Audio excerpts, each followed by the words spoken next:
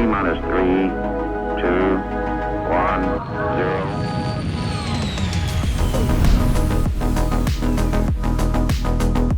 0. Hello, everybody. Welcome to the Launch Sequence podcast for another episode. We are, you guessed it, talking about Star Citizen this week, and it's a big week. We've been waiting, a long time. It feels like 6 months, but, 323 happened. And the newest update to Star Citizen's finally hit the live servers. People are playing. We're checking it out, seeing what's going on.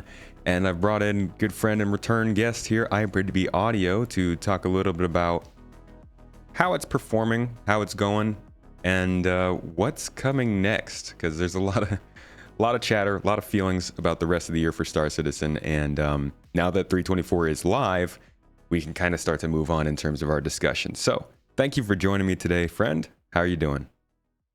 Doing good. Been enjoying the patch actually. A lot more than I thought I would actually. Oh, I don't know if that's you good. I don't know if you played it at all yet, but yeah, I've actually quite enjoyed my time despite the bugs and stuff like that.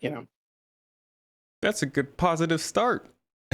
I've gotten to get in a little bit just for a few hours, but I already was having some problems with the cargo missions not working at low orbit stations. I know that was kind of something that they tried to hotfix out pretty quickly, so that might be fixed, but just some of those initial bugs from PTU already kind of getting into the game.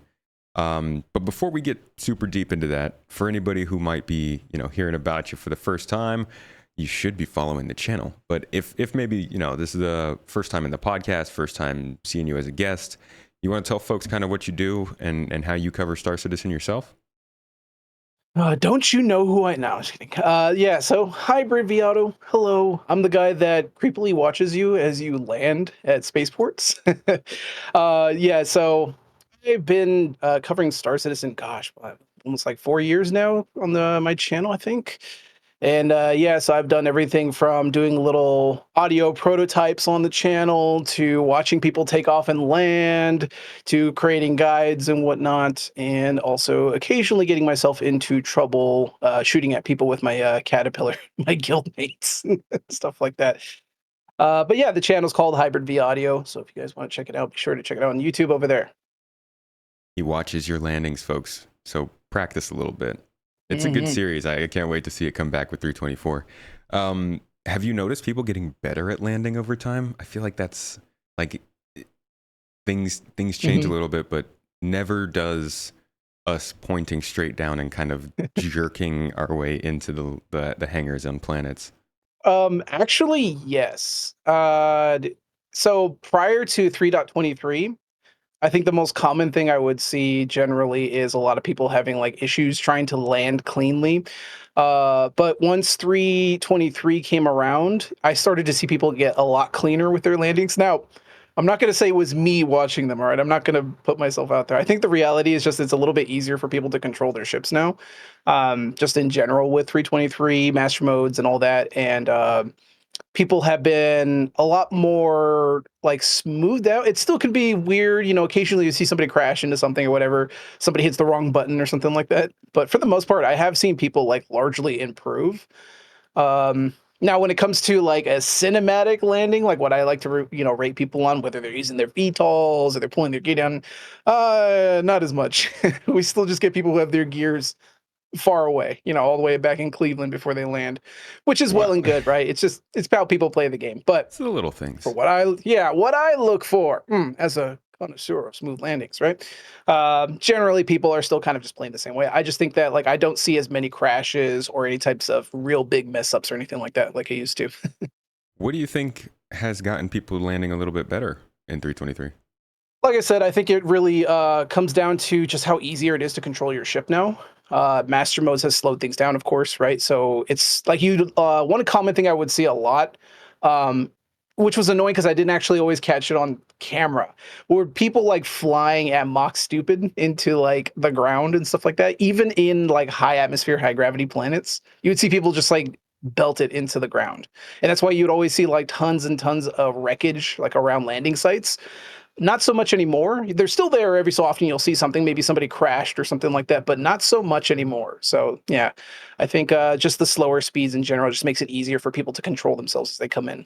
That's an interesting side effect of master modes I have not heard talked about. Like there's a lot of, Um, there's a lot of debate as to whether they could have naturally gotten people to slow down their speeds or if they needed to force it through something like master modes. And it's interesting to see that it wasn't until people were literally forced, pulled, screaming and scratching their nails to these lower speeds that finally it's actually started to affect even just something as small as the way people are landing.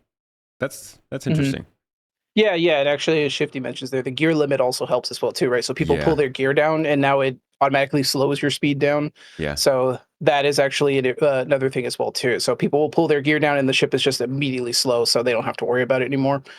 So which is again like a great thing if you like to survive. Like one of the things prior to master modes coming in was how twitchy sometimes the flying could be, right? So sometimes you get close to the ground, and I always see this all the time with newer players. They would get like really close to the hangar as they're landing, and then maybe they hit their W key or something like that, and the ship would just sail right into the end of the hangar and just blow up, or they just start careening all over the place. But now with master modes, they have that precision mode landing that they kind of brought back from a much older version of Star Citizen, kind of into master modes, right? And now when people pull their gear down, they're limited to that 30 meters per second, so things are just easier for them to control, right? And of course, that's not what I'm looking for when it comes to cinematic landings, right? But in general, what it has done for the communities, it's made it easier for people to actually control their ship and their and land and stuff like that. So that's definitely been an interesting knock-on effect I've noticed having watching people take off and land since Master So Modes has come in. that's also interesting because I think this speaks a little bit more towards the idea that Star Citizen is supposed to be a very difficult game to get behind, but you're obviously seeing a lot of people who maybe expect there to be a difficult game but come into this not really knowing what's going on and making mistakes like that. What are your personal thoughts about making like should should there be these mandatory changes that force people into a certain type of gameplay just so that the game is more easy to pick up? Or do you think that that's kind of, I don't want to say arcadeifying the game, but making it more casual, dumbing it down so that people aren't as deadly to themselves? It's a push and pull, right? You know, you want like I think Chris Roberts and of course many people at CG have said this before that they want the game to be as realistic as it can be and then dial it back to where it's fun, right? So if anybody, let me just give a quick example. Like for example, in this patch, right, we had the item kiosks that were coming in and you had to actually mess with a menu, right? And then eventually CG just said, "No, you're not going to mess with the menu anymore. You're just going to get your inventory now. That's you're going to go to the kiosk, you hit the button, inventory, right? That's an example of that. And it's the same with the flight model as well. They want to get it to a point where it requires a good amount of skill. It requires like a little bit of know-how and trying to really get in and try to master it, but then dial it back to the point where it's fun again, right? So like the example of having the gear come down, like somebody may say like having the gear limit could be dumbing down the game to make it easier, right? I would say it's just training wheels, right? And it's an optional thing that you can just opt out of. For example, I don't have it on, right? But that's also because I've been playing this game for many years.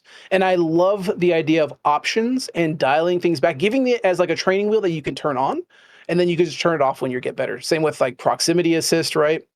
If you want to do low flying currently right now, you have to turn off proximity assist. Otherwise, it slows you down and it just becomes annoying, especially if you want to do racing, right? So I'm always in favor of putting guardrails and stuff like that to allow more accessibility, but give us the option to take the guardrails away as well too. So that's always something I'm going to be 100% advocating for. Yeah, I think I like a combination of sort of things that I guess the ability to buff yourself if you have that additional knowledge to do something more complex, like say a startup process. If you're like the tuner of your ship, you can go in and do a whole bunch of stuff to start up your ship that gives you maybe some little boosts to your components. But you can also just go to the ship, press that one button, and it starts up normally. Same on the other end. I like the idea of having things that are available to everybody. I guess this is sort of the same thing. Things that are available to everybody, like that limiter, but you could turn it off if you don't need it. Obviously, master modes kind of sits outside of that sort of purview, and I don't want to spend much time on master modes because God knows Mhm. it'll be all over the comments no matter what we talk about. It's Oh just yeah, how it is now. 100%. But it's it is an interesting dichotomy we're running into in the sense that like they need to make it so that things can be achievable in the game. Simple things like getting out of your apartment, finding your way to the spaceport, doing things like the mini map or the FPS scan and radar to be able to identify what's interactable, and then also make sure that the game is still sort of painful. It slaps you on the wrist when you make a mistake, and it makes you pay for not having learned or planned ahead. Yeah, that's actually a really important factor, right? So one of the things that a lot of people I've noticed also on my channel, maybe you've noticed it in your comments as well, is some people are not happy with the time sinks. And I know you've covered this recently on your channel as well too, right? The built-in kind of time sinks in the game. And part of that maybe like you go to your hangar and you call your ship and you got to wait for your ship to come up. Some people are like, I don't like that. Funny enough, CIG has actually sped that animation up already. So if you didn't like it now, you should have seen what it was like before. But regardless, right? There's a reason to the madness. Not only is it really cool and immersive to do things like that, right? To have like your ship come up and stuff. And yeah, maybe after you've done it like your 50 to 100th time, it probably gets old. I'm 100% certain of that. Sure. But there's always a rhyme or reason to your investment in what's going on, right? So if I'm going to go do Ghost Hollow and I want to do some PvP, right? There has to be something that's going to keep me from wanting to just play it like it's Call of Duty, just running around like a headless chicken until I die, right? There has to be some type of investment involved to ensure that when I go in, I am a little bit fearful of losing some of the items. Now, it's not 100% there in Star Citizen quite yet, right? There's some time investment involved, and that does cause a level of frustration if you end up dying, especially to bugs. I'm sure we'll talk about that soon here. But in terms of like normal gameplay, right? If I go to my kiosk, I collect my armor. If I go to my ship and I load up my ship and then I pull it up, I fly to Ghost Hollow, right? Yeah, it takes time to get going, but that time investment is kind of part of the investment and part of what you're doing invested into the game to also make sure that you're not trying to waste your time trying to go fly in and try to play it like Call of Duty. Now, someone listening to that's probably gonna say, well, I don't really care, especially if you're a person that's played Star Citizen a lot and you know like the entire game like the back of your hand. It's not that big of a deal. Like even a statement like me making something like that, you're probably like, well, whatever, I don't care because I'm just going to go back to the respawn point. I'm going to get my gear. I'm going to come back anyway, right? But think about it from the perspective of somebody who's a bit newer to the game or doesn't even play the game as often as any of us do, right? So they would have to go through that entire process. And then if they die, they go, oh man, I have to go through that whole process all over again. I really shouldn't like try to throw myself out there just to die instantly. I should really try to take my time and try to be cautious, right? And that's something that subconsciously is like in the back of everybody's mind. They don't want to spend another couple minutes going from the hospital and then getting onto the tram and then going to their hangar and then loading back up again, right? That time investment is something that you learn to actually cut down. Okay, maybe I should go to the orbit stations and set my spawn there. Maybe I Yeah. should move my equipment there so I can speed this process a little bit faster, right? So you start to learn the nuances of the game, how to get around that a little bit and how to be a little bit more of a pro. So these are like learned habits that you pick up. And that's why it's important that we do have these things here. Also, it's all important on a technical level as well, too. Now, I know some people are not going to agree with me. Some people are going to be like, it's dumb. It should just all be instantaneous. It should just be a menu, blah, blah, blah. And that's all well and good. I think everybody has a valid opinion on that. But CIG has really made it clear that they want time investment to be just as necessary as it would be a credit investment in the game, right? So It also kind of, in that same way, it points you towards the gameplay they want you to take. Like they spend so much time on these spaceships, right? The interiors of the spaceships, the facilities that they have, the services that they can provide.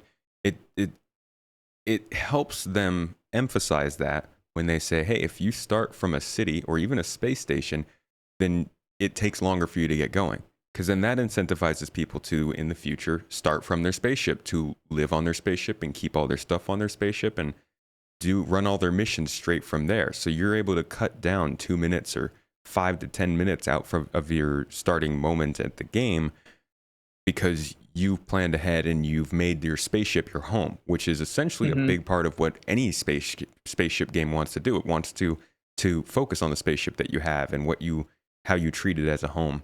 So I think it's every time you run into a time sink, it's reasonable to consider, what is this encouraging me to not do? Because that might be the point. Yeah, and like even now, I built the habit of putting like a one SCU container on my ship that carries extra ammo, some medical supplies, food. Right now, obviously, Star Citizen gets in the way of Star Citizen, like Right. usually the majority of the time. So even if you do that ahead of time, sometimes you may lose the ship to an annoying bug or something like that. Right. So that is the annoyance that we currently have to deal with. Yeah. Now, hopefully, as we move along, that will get ironed out, especially with server meshing and stuff like that. CAG is already promising, hopefully that will, fix a lot of the big major server issues and stuff like that. But as a learned experience going forward, like that was already something like I personally was doing even prior to 323. Like I would carry equipment, back when we had the magical inventories on our ship. I would put equipment and supplies in there, despite the fact that I had no use for it whatsoever. You did not need to do any of that stuff. It just didn't matter, right? Like if I wanted to get food, I could just fly past the station and get the food from the magical inventory of my station, right? Yeah. And then fly away. But now they want to kind of localize everything and make it so that way it's a little bit more tangible. But I was already playing the game like that just because I liked that idea of the game. Not gonna be for everybody, but it is the way CIG is pushing things, how they want I guess you could say kind of like the identity of the game to go forward, right? They really want it to be that tangible gameplay experience where you really are planning ahead and your planning is going to dictate whether you're successful or not, right? The interesting part about doing these things as the game is being built is that exact thing. It's like we see a lot of these things and we have to experience them when they're not ready. There's a lot of time sinks in this game that just won't be time. Like so many people won't be starting the game from cities. You'll never see a train. You will never have to go and equip yourself to start with the new inventory system every single time you log in because you're not like all your stuff stored on your body or as a loadout or in your suit locker. These are things that really are a struggle because the game's currently being built. And I sometimes wonder, like, what if we could play Elder Scrolls 6 right now? Would it be just as painful as things like this because they have systems that are in the game that don't work how it's supposed to when the game finally launches, and there are just like little the people who are playing Q&A maybe for Elder Scrolls 6, how many complaints do they have that they know they don't need to make because they know that things will change in the 3 or 4 years before that game comes out? And that's all. I think that's a really interesting part of the game development process that's hard to remember when you're playing a game as a live service, which Star Citizen really, they advertise it as a live service, as a game that you should come and play as a normal player. And really, it's a little early for that because of things like that.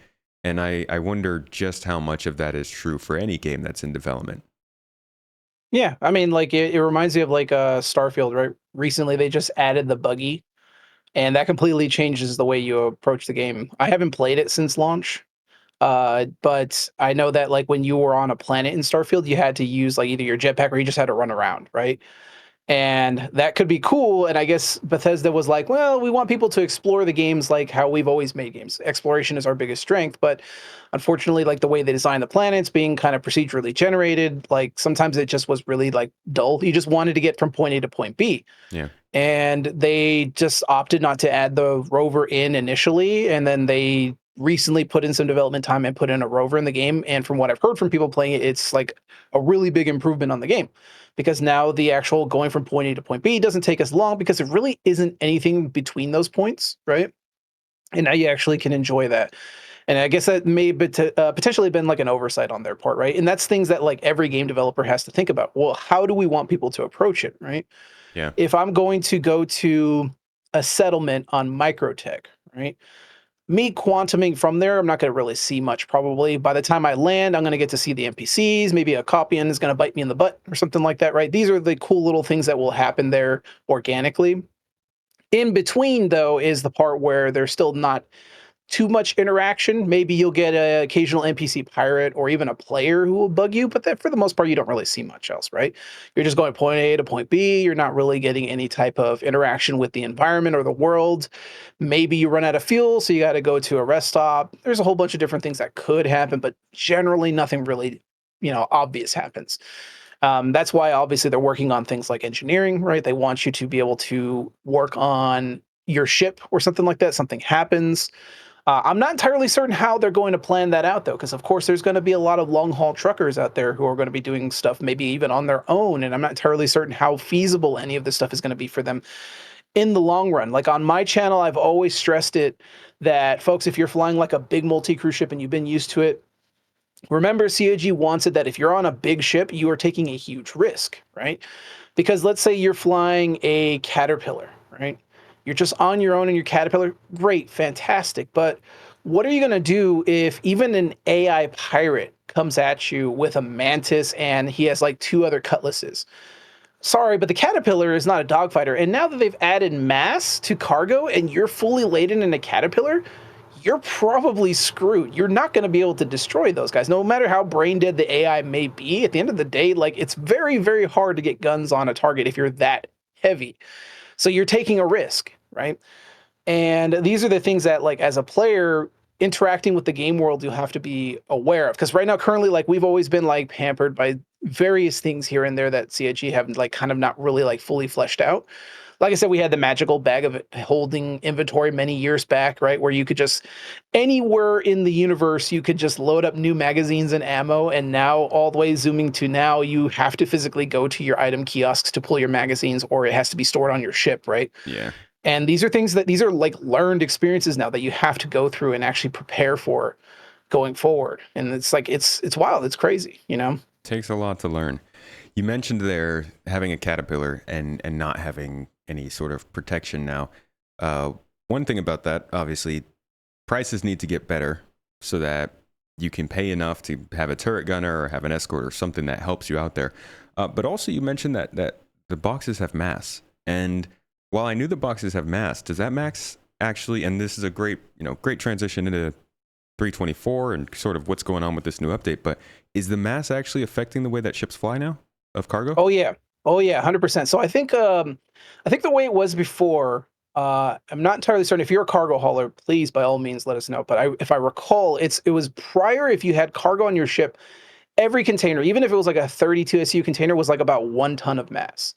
Now, one SEU itself is 1 ton, roughly around that, I think, if I recall. So if you have a 32 SU container in your ship, that's 32 tons of Oh, additional I've mass. I've seen them Yeah, go high. Like when I have yeah, commodities in my ship and I grab a 1 SU box, sometimes it says like 200 tons.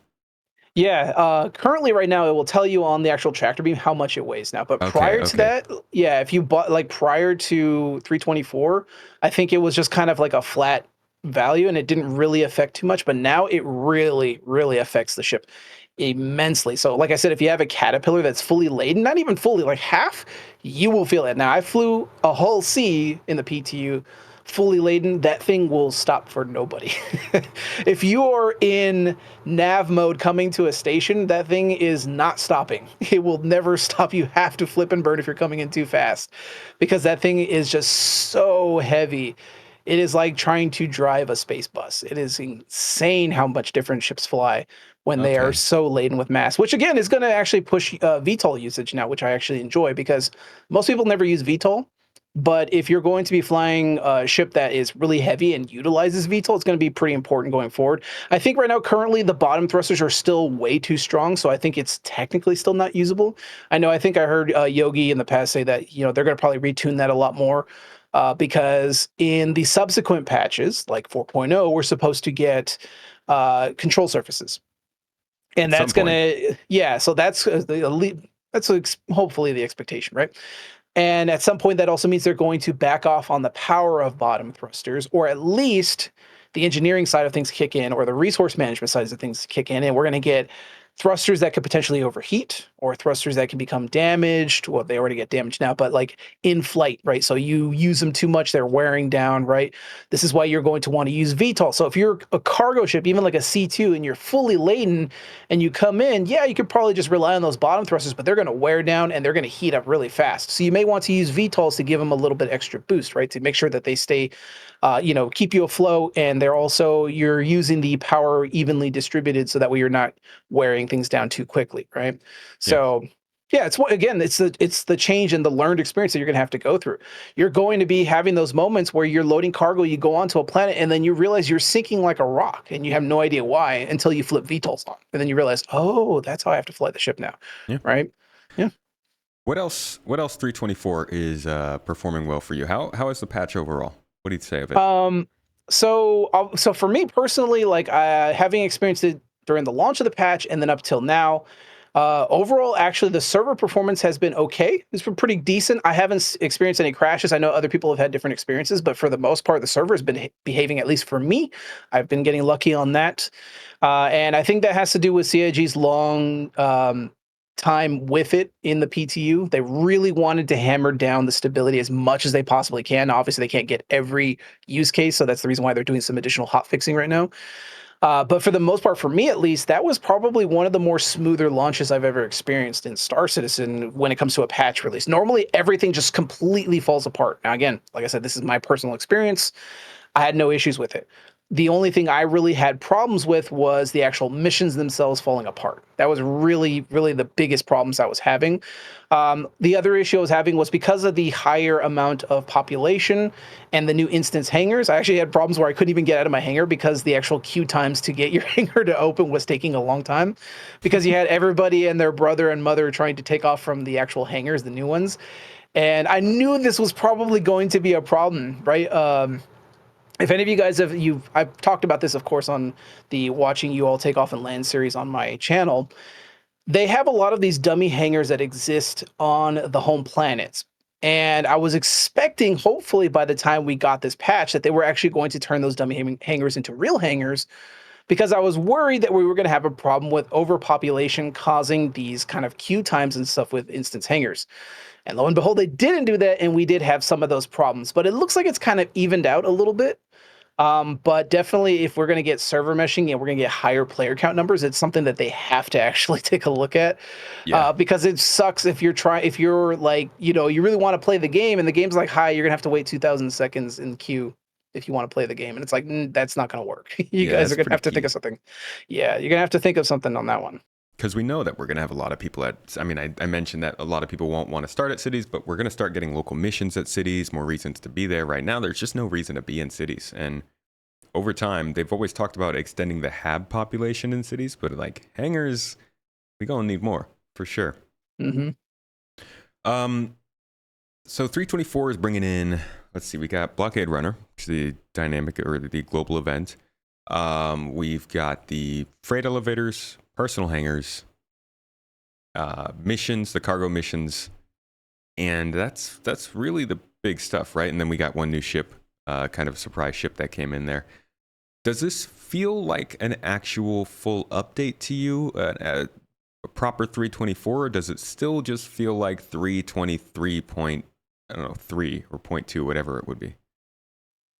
Technically, it is technically supposed to be a 323, but they put it as its own number because of, I guess, the added additions of having the hauling and the cargo missions and stuff like that. We do Yeah, know that the hauling missions and the cargo update and the item refactor system for the item inventory kiosk, that was technically supposed to come in 323. They completely delayed that out to be its own patch.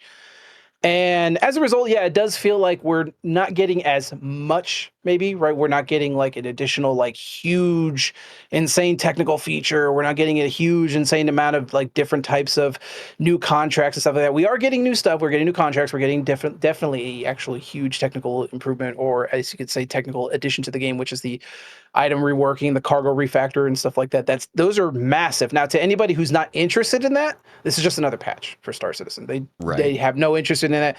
All they have to, the only thing is now, oh, I have to go to an item kiosk to pull my gear. Oh, okay, whatever. Like, that's literally like probably the most they may ever interact with that system, right? But if you're a person that enjoys cargo hauling and you've been doing cargo hauling for whatever X amount of time, when I first got into Star Citizen, I was interested in bounty hunting, but then I got into cargo hauling many years ago, and I fell in love with it. I love the idea of doing the space trucker stuff. And then I kind of like, yeah, it wasn't really much was added to it. There's not much more gameplay other than fly to area, pick up cargo, go to other area, drop off cargo, and it was all instantaneous. So I kind of did other stuff. It just kind of fell away. But in this patch, it kind of really reignited that because there's so much more involvement in it, right? Yeah. You land, pick up the cargo that you want, put it on your ship, take off, go to the next area. Maybe the next area doesn't even have an armistice zone, right? Maybe you're going to like a salvage yard and you're landing and now you're worried like somebody could be out there with a sniper rifle. So you pull your pistol out and you're looking around, you're trying to make sure nobody's coming to jack your stuff, right? And there's so much more level of involvement, and even just those small, tiny things, add so much more interest and intrigue to the game, especially on that profession level. Right now, like I said, if you're a person that's not interested in that, it's just an update.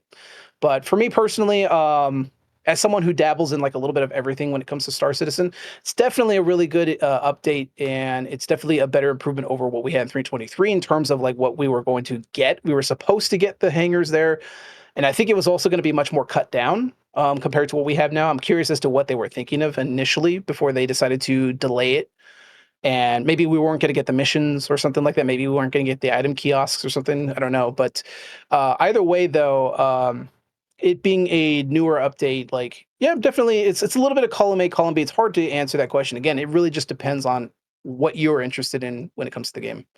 It's definitely, they were saying, just edge cases we need to figure out in May. And then it took like 3-4 more months for the patch to come out. It'd be really interesting to get a post-mortem on this one and to see what made it take so long. What in that time period of PTU and Evocati taking so long were they able to kind of build up and do a little bit more with than they were planning?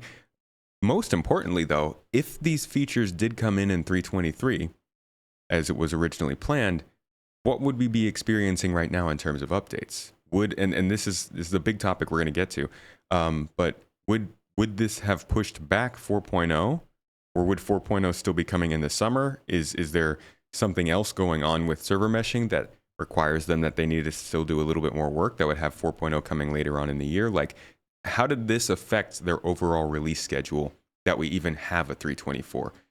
Because that's a question I think that's ringing in everybody's head, especially now that 324 is live, and you're kind of like, okay, so what comes next?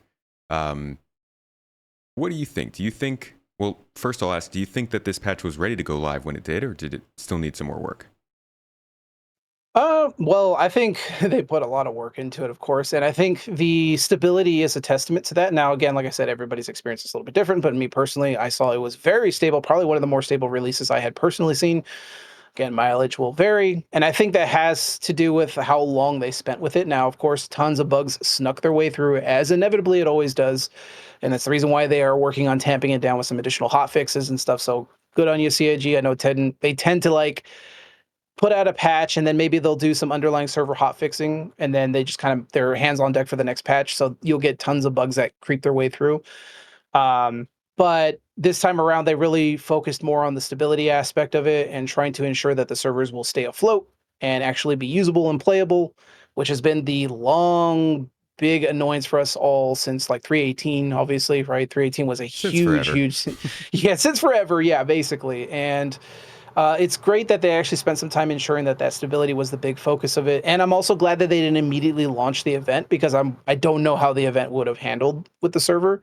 I know that there was some additional, like they did the event testing in the PTU, and they had some issues with that.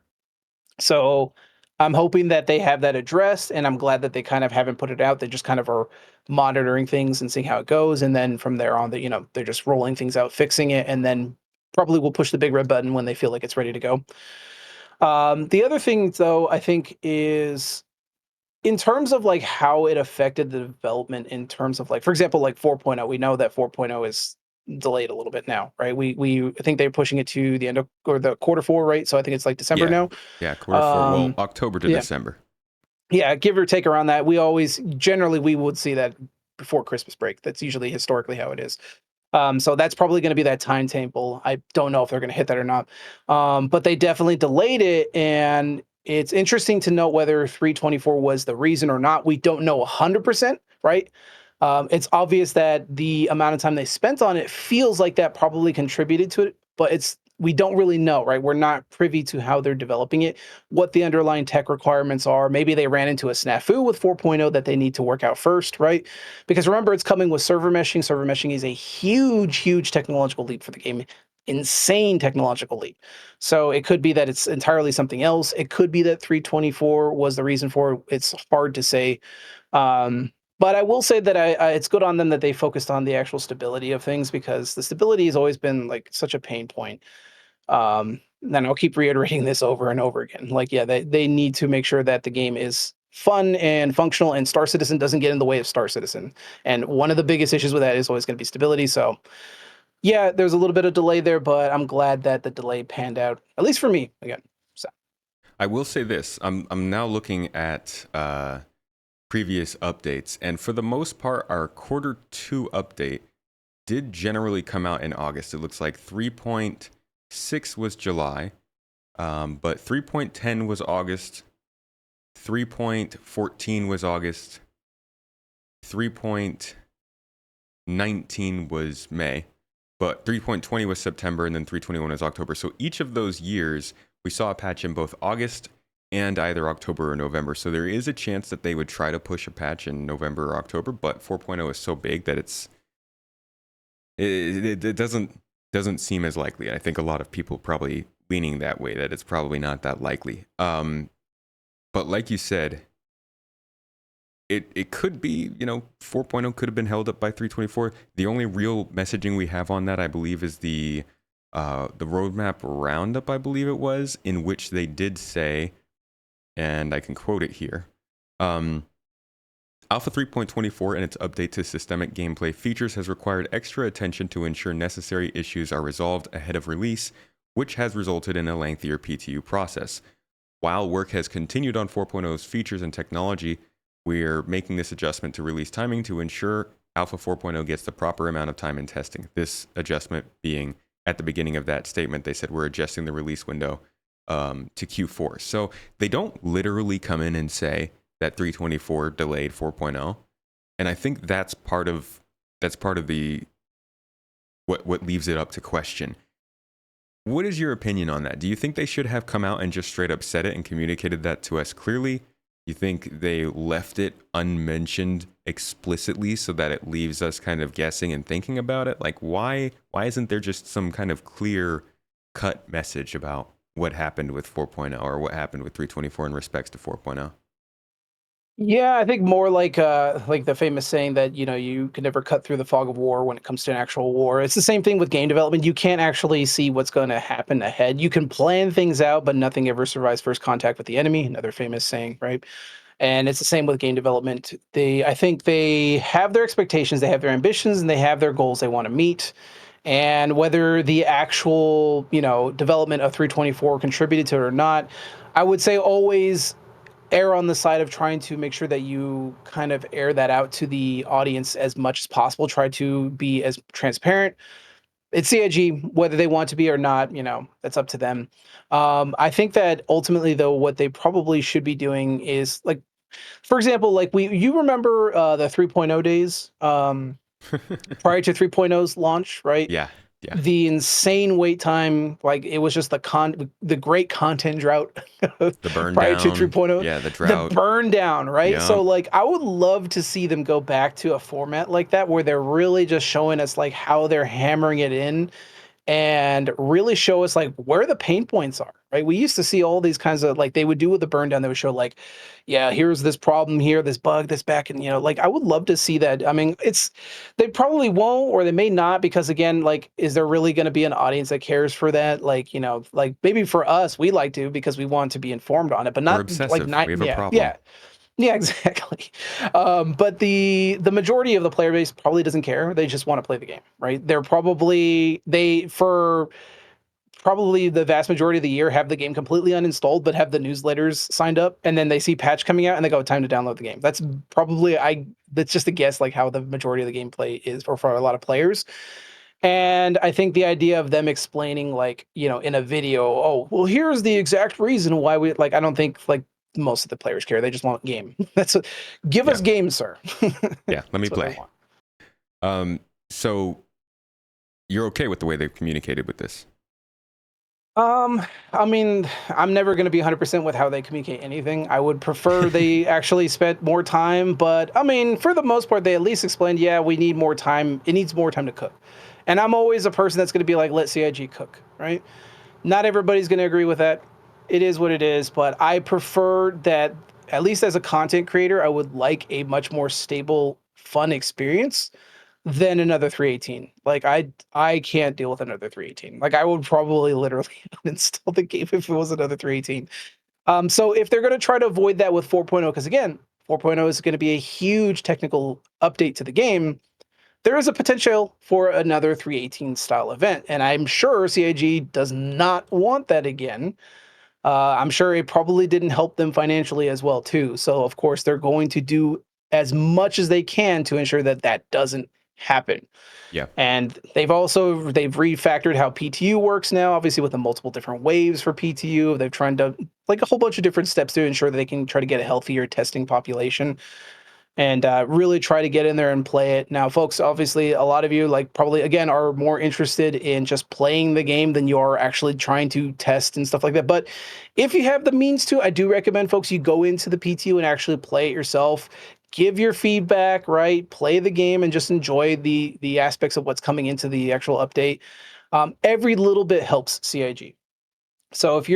you're, even if you want to check out the hauling update or even in 4.0 when they go into PTO, you want to check out something small here or there, definitely give it a shot. Try it, give your opinion, right? Whether you like it, you don't like it, any little bit helps. Even the metric of you just logging in, running around for a little bit and playing is stuff they log, and that's information that they take in and they adjust accordingly, right? And the more people that play on the PTU, the more they can stress the PTU servers out and they can deal with issues there before it goes live. Again, it's not compulsory for anybody, but I'm just saying, like, if you folks you really really want to help the development out, I highly recommend you give it a shot and try it. It is not a fun experience all the time, PTU, because PTU is very buggy, generally way more than live is. Surprisingly, I know some people are gonna be like, "What?" But yes, it is. And yeah, so but if you can, stomach it and try it and enjoy it and give some feedback, I highly recommend you do it. First to market is rarely a perfect experience, but we have the power. Yeah. Um, okay, moving on from that, only slightly. There is a message they put out about 324.x and the patches that they want to follow 3.24 onto the live servers. They said there will also be multiple 3.24.x patches, both with content, bug fixes, and quality of life improvements. We appreciate your patience while we're streaming these out. Do you think that these 3.24.x patches could have a delaying effect on the next update in any way? Probably in the grand scheme of things, probably not actually. And the reason why is because I'm pretty sure that they've already are 100% full hands on deck for 4.0. Just to reiterate, like for example, I know looking at some of the posts from Yogi in terms of like the flight model and the weapon balance stuff, right? People will always ask him questions about what are you going to do with X? What are you going to do with Y? Are you going to do something in this patch or whatever? And some of the responses he had is, well, currently we're not going to do X, Y, or Z with X, Y, or Z weapon is because we're all hands on deck with 4.0 right now. So our focus is entirely on 4.0, right? So I think they're going to have some teams that are focused on developing content, developing some stuff for the current iteration of the game. But I think the vast majority of the crew is currently just hands on deck for 4.0. So Staggered I think development, they, huh? yeah, exactly. And I think now I think they're pretty have that all scheduled out. So I don't think it's probably going to affect it. Now I could be completely eating my words here. Maybe it is. I have no idea, right? I'd love to be a fly on the wall and see how that it pans out. What they're actually doing, what the meetings are, what their no goes and and green lights are going to be. But the reality is we don't know. All we know is that it's definitely the team working on probably this incoming content is not going to be the same team that's working on, for example, the new flight model updates or the new UI for the ships, including the new MFDs. Like that's probably not their purview, right? Um, we know that like ships are going to get additional rework and updates. There's supposed to be new gold standard passes for older ships, probably potentially for this update. We don't know, but I doubt those same people are also turning around and building server meshing, right? Like it's not the same thing. Yeah, So, yeah. so yeah, they probably have a team that is specifically focused on triaging those issues as well as providing content updates. So in the grand scheme of things, I don't think so. But good on them for still injecting new content, right? They are probably aware that just the idea of hauling and stuff is probably not enough necessarily to warrant people to just say, well, this is a brand new, like entire new content update. It is, again, like I said, depending on what you are interested in the game. Like I said, if you are just a person that does only FPS and Star Citizen, you're probably not going to notice much other than the item kiosk, right? Yeah. So if they're able to squeeze more things in, more content, whether it's like additional missions or something like that, cool. If they can squeeze more content as additional ships or something like that, I guess cool. Like I'm not I'm not too much in the ships as much anymore as I used to be, but I'm more into kind of seeing more progression stuff being put into the game. That's more what I'm interested in. So It continues the really uneasy, uncertain, just sort of status quo we've been in since 3.18, which is what the heck's coming next, right? They say that there might be content in this patch. That content could really change based on whether or not 4.0 is coming in sometime like October or November, or coming at the end of December. That content could also change based on if that's a 324 patch coming in IAE, or if it's something that's just coming in the next month or two. And like, there's so many questions there. One thing to note for viewers and listeners, though, is that we've been having 3.x patches, I would say all the way back as far as 3.20, maybe 321. I wouldn't necessarily take the fact that they're having those patches in 324 to mean that it's going to be a longer patch cycle. It could be possible, but that's not really the indicator for that. And that's why I'm saying the communication that they have here is really important, because there could be a lot of different things that means. And nobody really knows at this point what it means. I do think that they probably want to get 4.0 to testing with a wider audience, wider being Evocati level at least, sometime in the next couple months. I can't imagine they go beyond CitizenCon and they don't have something in Evocati by then. But it really, there's just a lot of questions there too. You know, what might happen. Do you think that there is a possibility, and I know I just said that they're probably getting 4.0 into Evocati testing, but do you think there's a possibility of a 3.25 update? sure, I think anything is possible. Maybe they potentially are working on something that is not 100% reliant on 4.0 and push it forward. I've never seen something like that yet. I don't think we've ever seen something like that quite yet. More realistically, probably what we might see is maybe the addition of a new ship or a new type of mission system added to the game, right? Could be any number of things. Yeah, I mean, it could be something small, but like I said, they probably have a content team dedicated to trying to build that up, right? So, yeah, You we'll think see. you think the patch is coming this year though? 4.0? I mean, I'm putting Oh you on the gosh. spot. Yeah, if I had a crystal ball, man. The positive, the optimistic side of me says, sure, yeah. I mean, I think they're really that's their target cutoff, right? The realism side of me though says probably we may potentially get next year, right? But not like too late. Maybe by at most February or March. But I think that that is their strong cutoff date, and I think that they may even be willing to push things out to a 4.x patch if that comes to it. I think that they're willing to. They probably really want to try to get the server meshing at least that done by the end of the year. Whether that's feasible or not, that's entirely on CIG. They will have to communicate that to us. But I think that my guess is they have a hard out by the end of this year, and they have to at least get 4.0 by then, right? So they have to at least get us being able to go from Stanton to Pyro, because they've been since last year's CitizenCon, right? And since then we've been getting nothing but content about here's Pyro, here's Pyro, here's Pyro, and then for the year to end and not get Pyro, I don't think that's gonna. I don't think they Yeah, can that'd let be that rough. slide. I think they are going to have a hard out. Whether we're going to see content cut and then shifted back, I think that's probably going to potentially be more realistic. I really do hope they meet their goals and their expectations that we're looking for on what they're trying to set forward. I really, really hope they can hit that. I think realistically, though, they're probably going to have that hard out. And like I said, they're going to probably maybe potentially move things to a 4.x. I think that's probably going to be more realistic than anything else. Yeah, it's a rough call because it's all dependent on server meshing, really. And you make a good point there that even though all these teams might have all the content done that isn't dependent on server meshing, or at least is scheduled for 4.0, it doesn't necessarily mean that it works. And so, like, they could have everything done from engineering to the mission system refactor, all that. But if it doesn't actually function well with server meshing, they might push 4.0 out with server meshing and then do like a 4.0.1 or a 4.1 that brings in that extra stuff that wasn't as functional. But Mhm. always best to remember for anybody who's watching, 4.0 depends on server meshing, and that's it.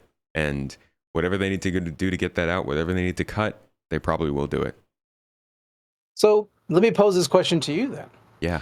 Let's say they put 4.0 and then they have to delay some features. Would you be okay with them having us being able to get to stand to Pyro, but there's not any content in Pyro yet because they have to delay it? If they get server meshing out, I don't care. I think I'm on the same page there, right? I server meshing is something that like is a huge monumental thing that they're putting together for Star Citizen. I would prefer content coming with it. I would prefer all the features they want, but Yeah. if they had to put 4.0 out and the only thing they can get was one feature in, even if it was just that one feature, just whatever, it has to be server meshing. It has to be. It has to be Pyro with server meshing, functional. You can go from Stanton, you can go to Pyro. Yeah, maybe there's some basic missions. Maybe all you can do is trade. Maybe there's not really much more there. That would suck, 100%. But server meshing's there, and I would probably be ecstatic enough for that alone. Like I would be happy for that, just on its own. Yes. The golden hope is that they can split Stanton into multiple servers, which helps again with the load that the Stanton system is seeing with the AI performance, with a lot of that stuff. But ultimately just getting server meshing into a live environment is literally completing an 8-year goal. And there's so many ramifications beyond what actually content is coming in 4.0 that I don't care. As long as they can get server meshing into the live environment and working, that's such a big and important step forward for Star Citizen that we can start to look ahead at other possibilities after that. Yeah, I think like we've all at some point, or at least the community as well, at some point have like talked about like quote unquote Jesus patches, right? You've heard that term, I'm sure.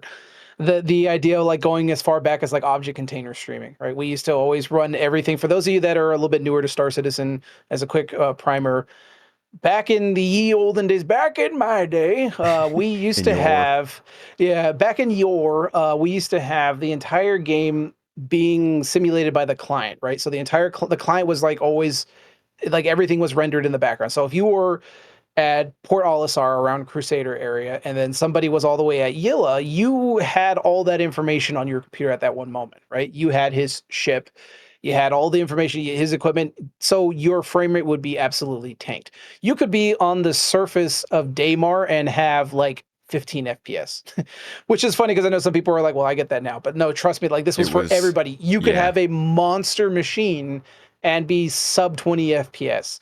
And that's because you had everybody's information on your computer at all given times. Now, with object container streaming and just the general streaming improvements they did, now you only get to render stuff in your general area, which meant you had better frame rates and stuff like that.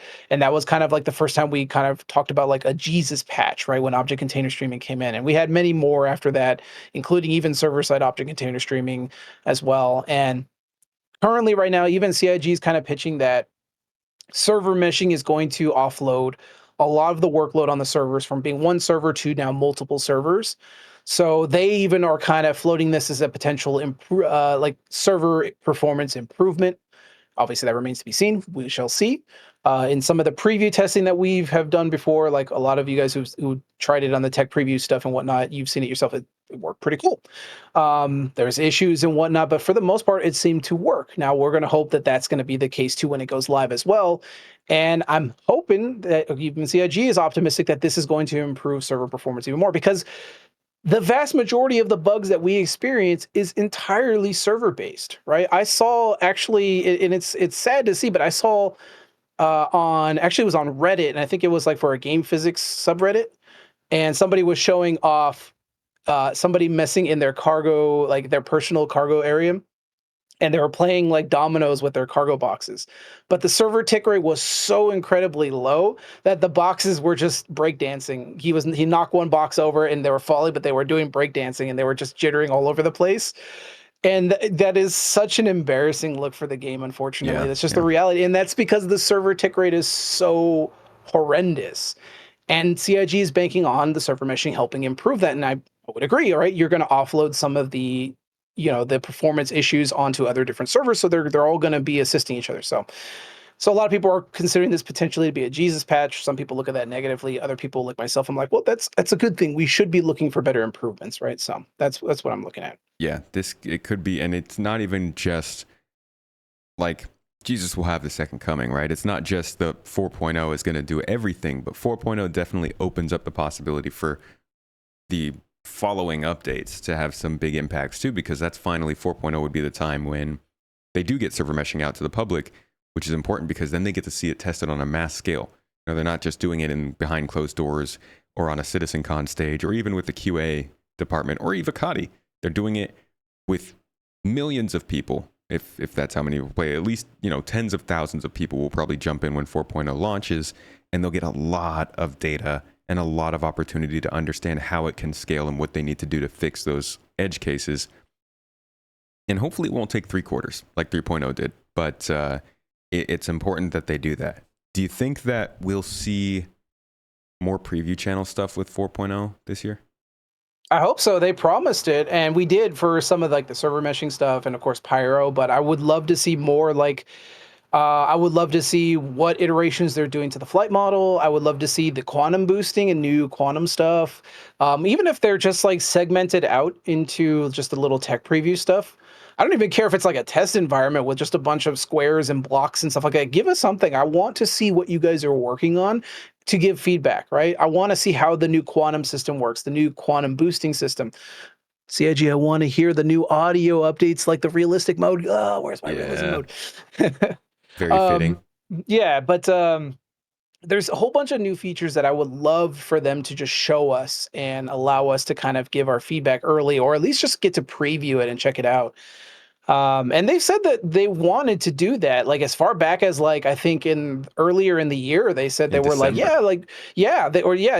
actually it was December, huh? Yeah, they were saying like, yeah, we want to be able to put like these type of elements into the tech preview, and all we've gotten so far is really the server meshing stuff and then Pyro, which is cool. Like I'm not gonna ding them for that, but I would love to see more features. I want to see what they're doing with more additional engineering stuff. Right? They did the experimental branch in Arena Commander, right? I didn't get a chance to experience that as much as I would like to, and that's because it was always broken in Arena Commander. It didn't work as well as it could have. So even when me and my guildies went to play it, it just didn't work properly. Like we couldn't repair the actual components and stuff like that. It just didn't work. So I think they fixed that eventually, but I would love to see that expanded more, like in a tech preview channel and stuff like that. So there's a whole lot more they could definitely put on there, and I'm wondering if they have decided to kind of move away from that, or if they are planning on that for 4.0. I don't know. It seems like, we have time there. I don't know. We'll see. Yeah, well, I wonder that too, because if we see preview channel stuff for 4.0, that doesn't speak very well for the idea of it going to Evocati or PTU testing anytime soon. So that there's also some complications and some hidden messaging in that too. Yeah, yeah, potentially for sure. All right, let's transition a little bit. So we've been talking about kind of what to expect after 324 here. But let's talk a little more hypothetically, because while 4.0 is the big topic, no doubt once 4.0 hits, then we turn on to, well, what comes after this? Where do things go from here? And 324 is kind of the end of a pretty large push, I think a large sprint from after CitizenCon last year. We got a lot of the Squadron 42 stuff that they talked about bringing over, and we got the cargo stuff they talked about. There's still some other stuff there, though, but there's also our own hopes and wishes. And I'm wondering what would be the profession you'd like to see them move on to now that they have got cargo hauling a little bit updated? Would you like to see them continue on that? Do you want to see some additional work in other parts of the game? What are your hopes? Bounty hunting, 100% bounty hunting. Like I got into Star Citizen originally wanting to be a bounty hunter, and then I just did not do it because the most bounty hunting we ever got was find player, kill player, or find NPC, kill NPC, and that was it. Again, same with like cargo hauling. It's cool to try it, but then after a while, you're like, it's not that interesting, and then you move on to Yeah, something else, right? yeah, And bounty hunting is a thing that it can translate to anybody, right? You can do like a mission where you go and just kill an AI and then that's it. But I would love to see a mission where you go and you hunt down the AI pirate, take him out, put him in the back of your ship and take him to the security point and drop him off. He's wanted dead or alive, right? Even just little things like that, I would love to see them flesh out that experience a little bit more.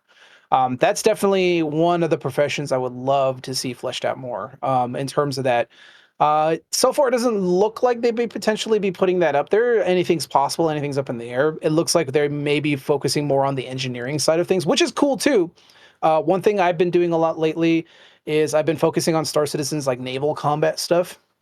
So since 323, with the change of master modes and change of weapons, there's a little glimmer of what naval combat is actually looking like now. And it actually is pretty interesting. So you can actually have team fights and stuff like that in PvP as well as against AI. involving like cargo ships and stuff like that right now currently. We don't have too many like military focused ships right now currently, but Yeah. you can play like a naval aspect of it, right? So you could take a caterpillar and use that as like an offensive weapon along with fighter escorts and stuff like that. You can play like a naval combat game against say another multi-crew ship. So one thing we've been doing in my organization is we've been practicing that in the background. We've been doing like multi-crew versus multi-crew fighting with escorts and stuff like that. Mostly because we know with 4.0 and server meshing, we know that like the next big step is going to be capital ships. We know the Polaris is also expected to come in as well too, which is going to be our first proper in player hands military capital ship. Yeah. So that's going to be really really cool. Like we have the only one we've had up until now really is just like the Hammerhead and the 890 Jump, which is considered like a capital, but it's like a space yacht. It's not like a cool battleship or a It's a carrier, nice right? It's tour not bus. exactly right. So it's not something that necessarily everybody expects when they think of naval combat, right? So that's something I've been focused on because you can really see the actual changes that CIG is putting in. You can see like the kind of vision they're trying to go for in that aspect, and engineering is going to feed into that next, right? So engineering is the next big thing that they're really trying to work on, and I want to see more than what we saw in the experimental modes. I want to see what else. Like we know we're going to get fire. Cool. I want to see how that's going to play out. All we saw so far on those preview channels was the ability to change like some of the components by repairing them, maybe changing out some fuses. What else are we going to get with that resource network system, right? We're supposed to be able to divert power and stuff. I really just want to see what they're going to do with that because in a naval combat now, like how is that going to change? Like if I'm fighting in a caterpillar versus caterpillar fight, and my team has an engineer, what can my engineer actually do to help change that fight, if at all? Is he Yeah. just going to be running around putting out fires? Is he just going to be running around being like, oh, that fuse is dead, okay, replace that fuse, okay, replace that fuse?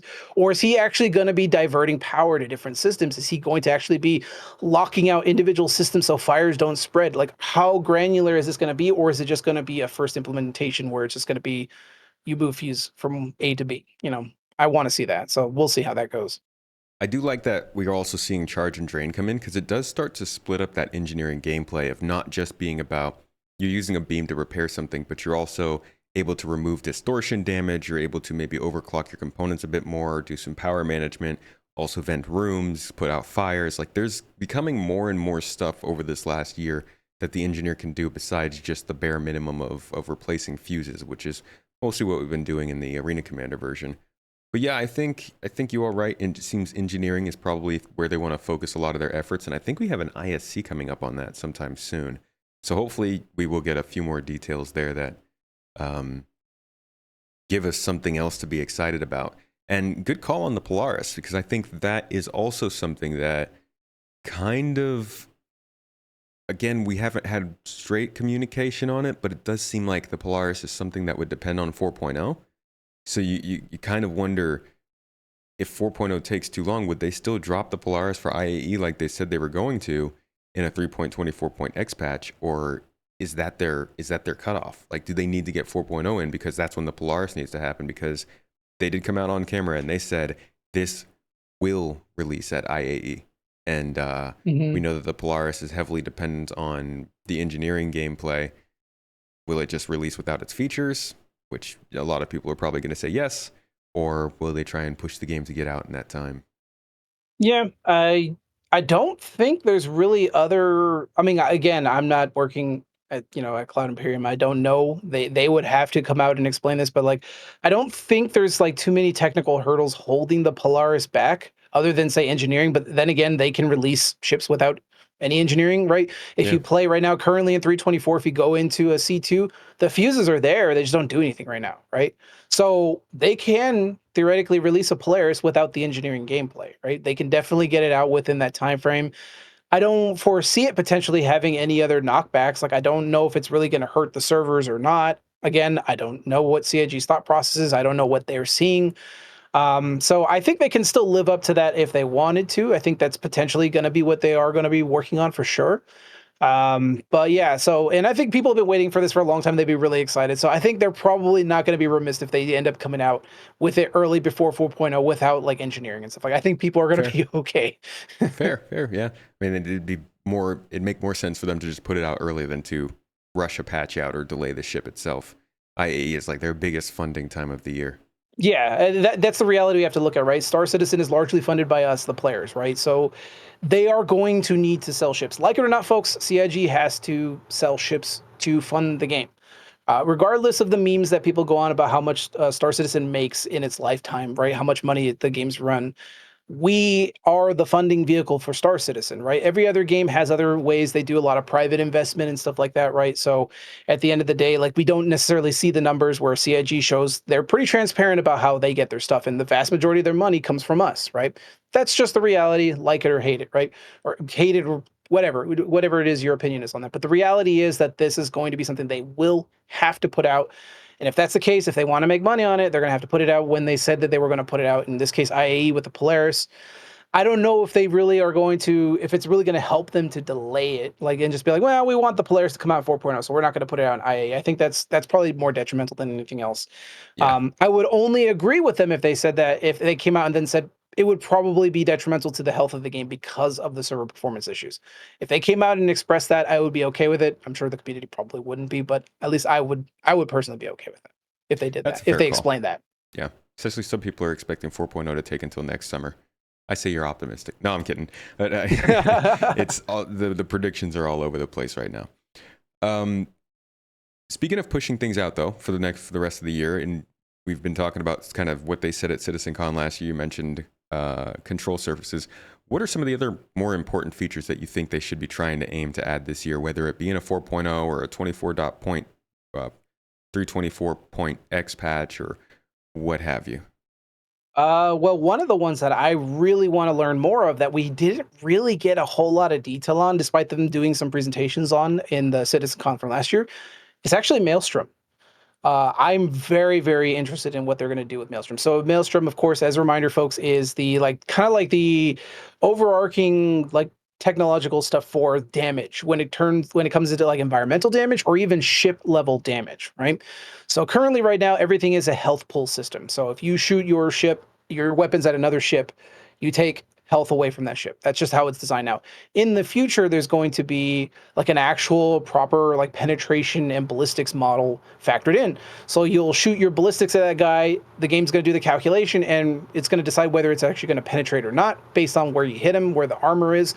And then it's also going to have structural damage as well too, so you can shoot the wings off, you can literally saw the wings off and different type of stuff.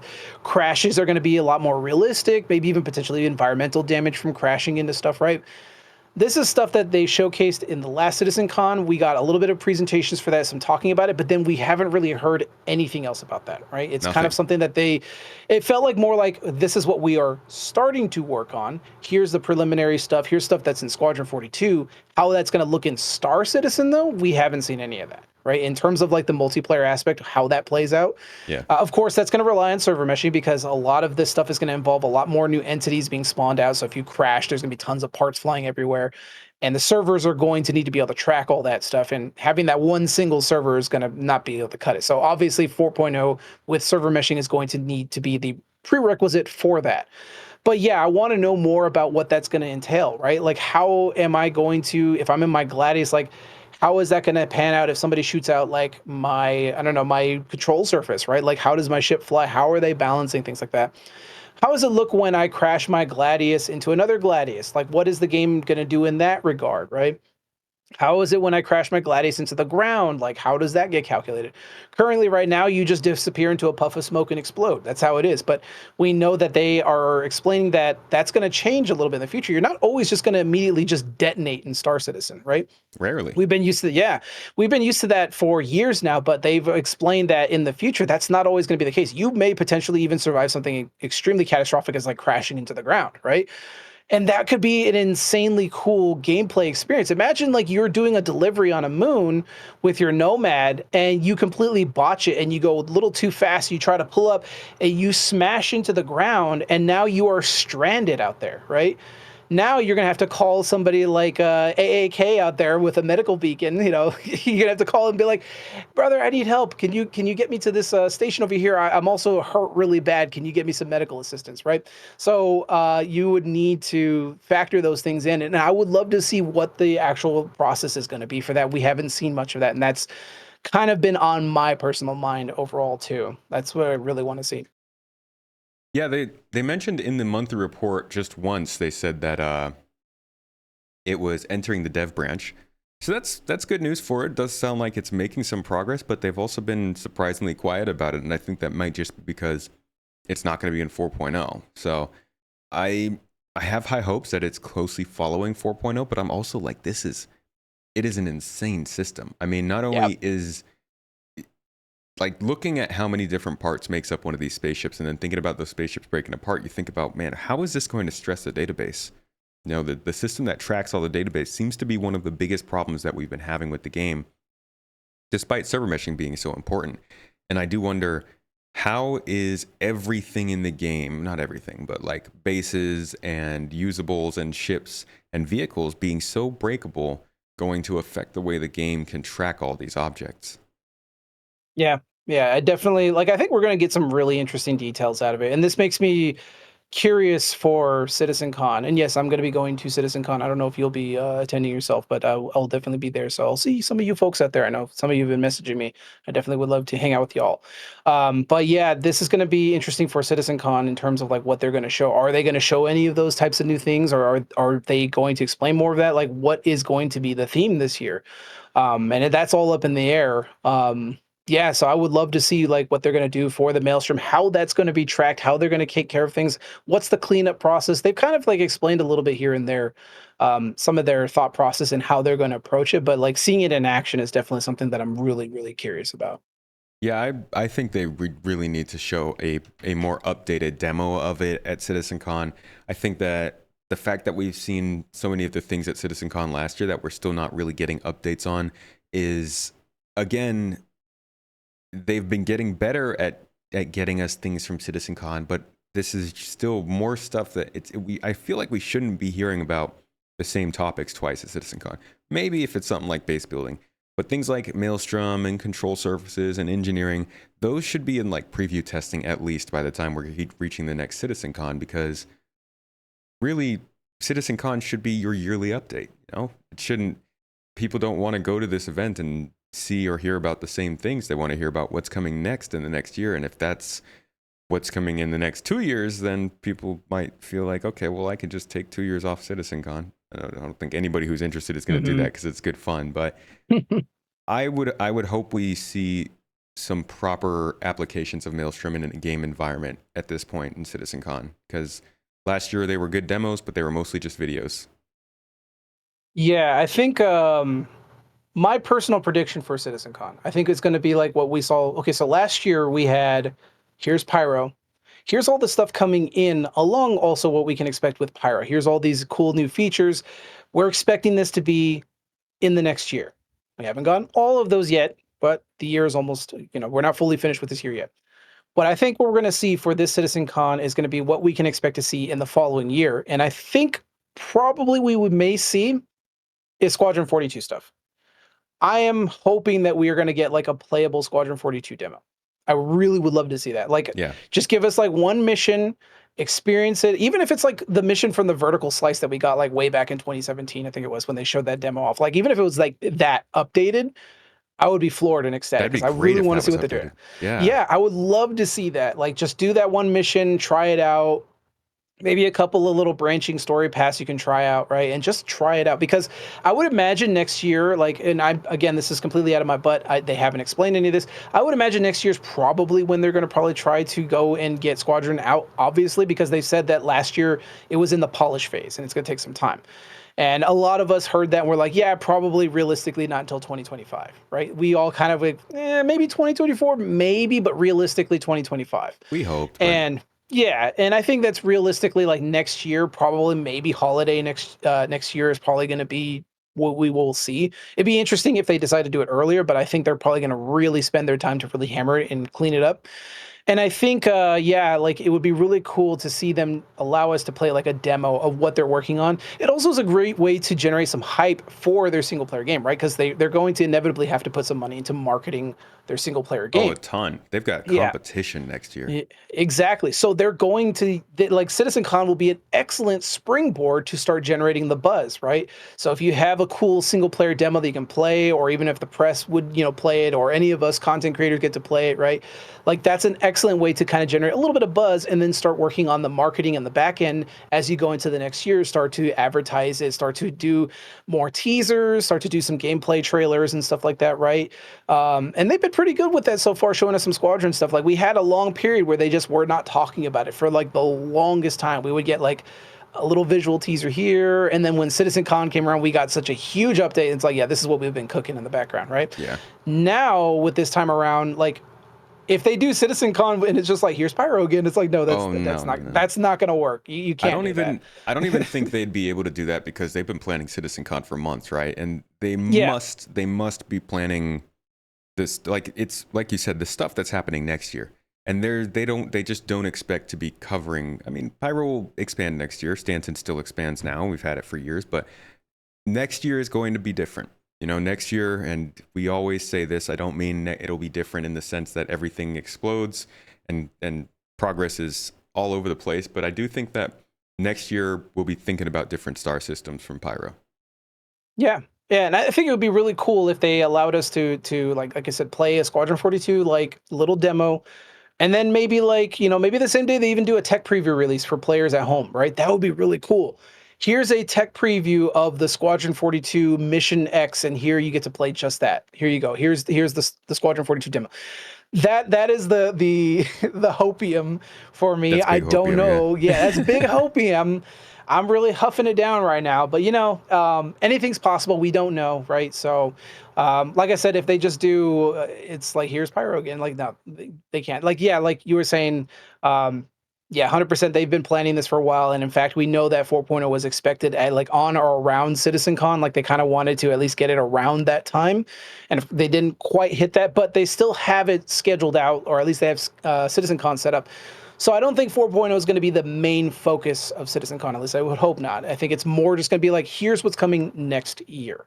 And yeah, what that's going to be, whew, man, I can only guess. Maybe they're going to show Nyx, maybe Yeah, Magnus. I think there's a possibility that we see Nyx. I think they might take the time to do more tech focused stuff too, like Planet Tech V5 and what that entails, you know, updates to caves and underground areas and dynamic weather, things like that seem like they would be pretty likely because they haven't really talked about that much. There's also stuff from like stuff that they planned for the preview channel this year that we still haven't seen, like hacking. They keep talking about hacking and there's nothing on it. I feel like that's something that's got to show up at CitizenCon if we haven't seen it by then. Agreed. Yeah. Yeah, definitely. It's gonna be wild. I can't wait. I'm actually pretty like initially I wasn't like 100% excited for CitizenCon because like everything was just talk about Pyro, and I was like, I don't know what they're gonna talk about. They really gonna talk about Pyro, but now that I'm like I've sat down and thought about it and then saw their schedule, like how they want to at least get 4.0 at the time. They wanted to get it around that time. Then I was like, no, okay, so it's definitely not going to be Pyro. They're definitely going to focus on some new stuff coming for next year. I'm really, really hoping Squadron 42 stuff. I'm really hoping that that's what we're going to see because I thought last year was going to be tons of Squadron 42 stuff. We got mostly Pyro with some Squadron 42 updates. Yeah. This time around, I'm wondering if they're really going to focus on SQ42, and if they do, that's going to be awesome. They need to start their marketing blitz for that game. I mean, if it's releasing next year, that game has some of the least visibility of any game that is, at least any big budget game coming out next year. We've got heavy hitters coming next year. I know Avowed is coming from Microsoft, as well as I think Fable might even be coming. Grand Theft Auto 6 obviously is going to steal the whole year away, so that's That like a is going big to one be to compete wild. with. That's going to Yeah, be wild if they are going to compete with 6. Like, yeah, yeah. it's going to depend on the where they want to release it. But yeah, like that's going to be insane to compete with for sure. Granted, GTA 6 won't be on PC, so there's a little bit of that, but like plenty of PC players also have consoles. Like there's Yep. a lot of opportunity for Squadron 42 to get lost in the noise next year. And so I think the earlier they can start with marketing, if they have a sure date for it, and like by sure date, I'm like, hey, CIG, you guys know you could release it in January, but you're waiting until October, like something like that. If it does feel necessary. And I think that you're right. I think it's going to be a big focus of CitizenCon this year. Yeah. What Yeah, else? we'll see. What else do you think they could do just to wrap things up? This whole talk has kind of been about where we are now with 324 and what's coming next. People have had expectations set for them by CIG this year that have kind of fallen short in a lot of different aspects. They've released about 50% of the features that they said they were going to try and get out this year, and it's not looking like they're going to get to 100, but they could do quite a bit, especially if 4.0 comes out. What, in your opinion, do you think they need to do to really turn this year around for the majority of players and make people actually satisfied with the year of development? Well, really, it's going to come down to making sure that the game is stable and making sure that the game actually plays well. And that's going to have to do with the server meshing stuff, right? Like we could talk about until we're blue in the face all the different features, the different types of professions, and the different mechanics coming into the game.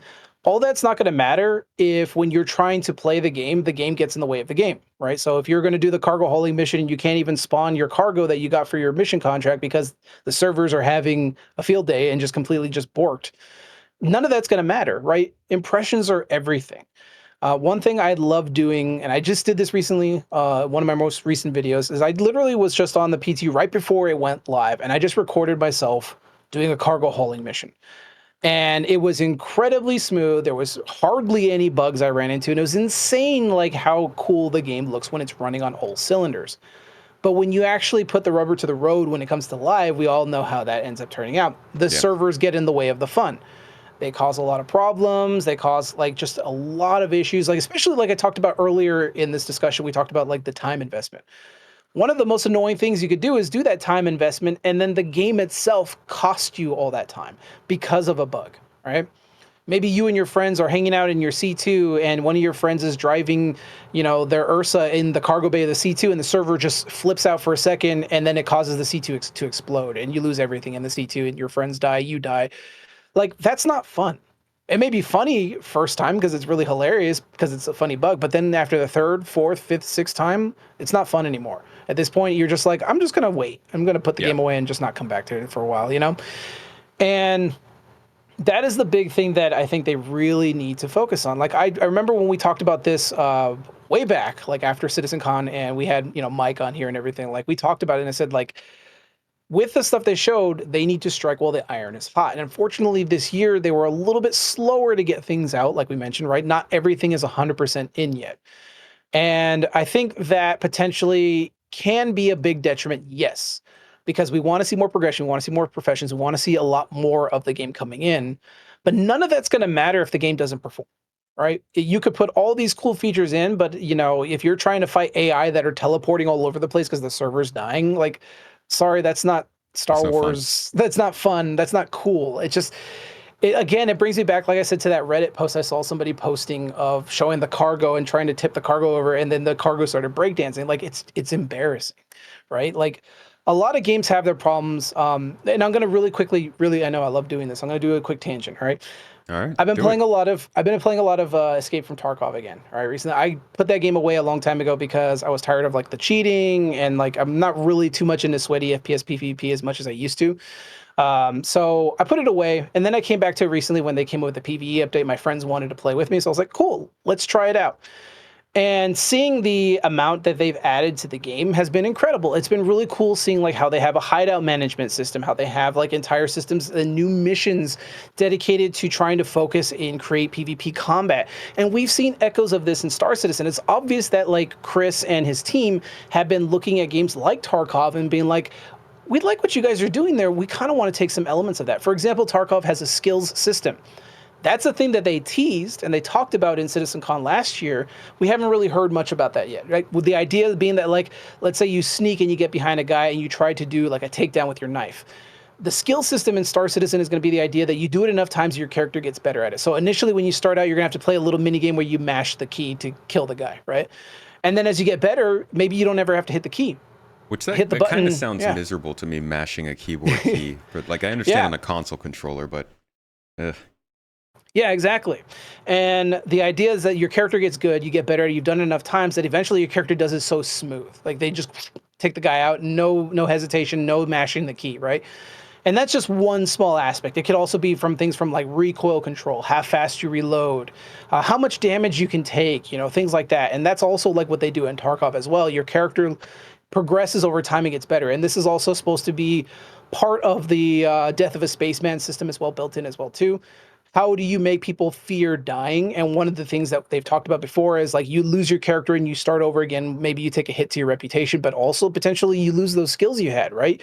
Because the idea is your character, you build them up, you have all this reputation, and then you decide to crash into an asteroid, and that was the last respawn you had for that character. Now you're playing the next of kin. You lose all that skills that you just built up, and you lose some of the reputation you had built up with other factions, right? Yeah. You don't lose all of it, but you lose some of it, right? And like that's also like an investment that is a form of progression. You're working towards that progression, but you don't want to lose it either.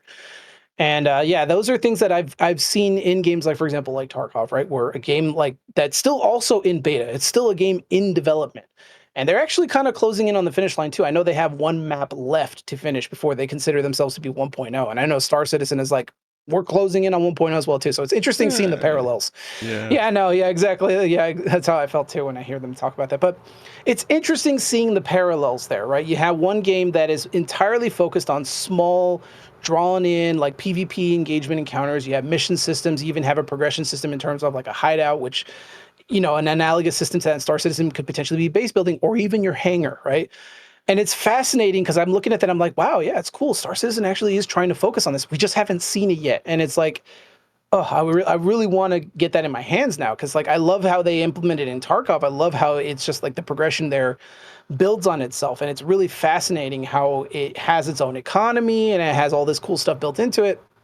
And in Star Citizen, we don't quite have that yet. When you have your personal hangars and you can decorate it, like to me, I'm like, oh, this feels like the hideout, but not quite. Like if like I can see what they're gonna try to do with this. I can see what they're gonna build with this, but we're not there yet. Not even Yeah. close. Yeah. It's Yeah. still very simple. All right, Yeah, tangent over. I think there's a lot of opportunities for them to learn too, and there's one side of me is like, hey, can you guys not look at other games and just do what you guys are doing? The other side of me though is like there are games that are doing things very well, and you could learn stuff from that. And I think they do a decent job of pulling from different inspirations, but ultimately their situation is so just strange and out there that they've really got to figure out what works for them specifically in their situation. And like you said at the very beginning of this, take it to that in-depth level that you want to do, but then also make sure it's still fun for the people at all levels of play. You know, whether you're a beginner or you're looking for something very in-depth as a more veteran player. Yeah, I'm really like again, I want to see the Squadron 42 stuff because I'm curious as to how much of the focus on gameplay there is over fidelity, right? There's always like a kind of a give and take when it comes to fidelity versus gameplay. Like when you have like a really high visually graphically detailed game versus like a game that, you know, is more focused on the gameplay aspect than it is graphical, right? And I'm kind of curious as to what kind of balance they're striking for that because we know that like Chris and his team, like they're all entirely focused on the immersion aspect, fidelity, and high quality aspects. But what does that actually mean for the gameplay, right?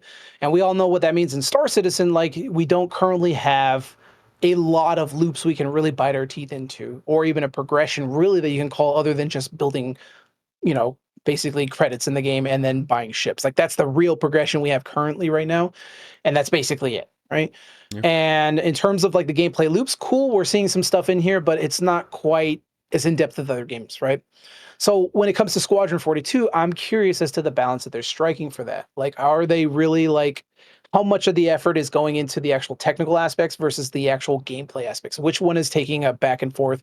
Because when you look at other games historically, like if you have a game that is entirely focused on like visual, high graphics, high detail stuff, like what was that one game on the PlayStation that came out years ago that was like it was like a Victorian steampunk game that was like really high graphic. I think was it a CryEngine game? I don't remember if it was a Oh, CryEngine game. that was Um the and Order 18. Order 1886, or I think it Yeah, was. 1889, 1886, something like that. Yeah. Yeah, really great graphical detail, like insane like photorealism, high quality animations, but the game itself was just lackluster. There wasn't like hardly a game to speak of. It was really really good on a technical level, but in terms of game, like it's obvious most of the development time was focused on trying to get the fidelity up more than the game. Hmm. And I think an interesting idea of looking at how CIG's going forward with this is to see if we can get an actual demo in our hands and play it.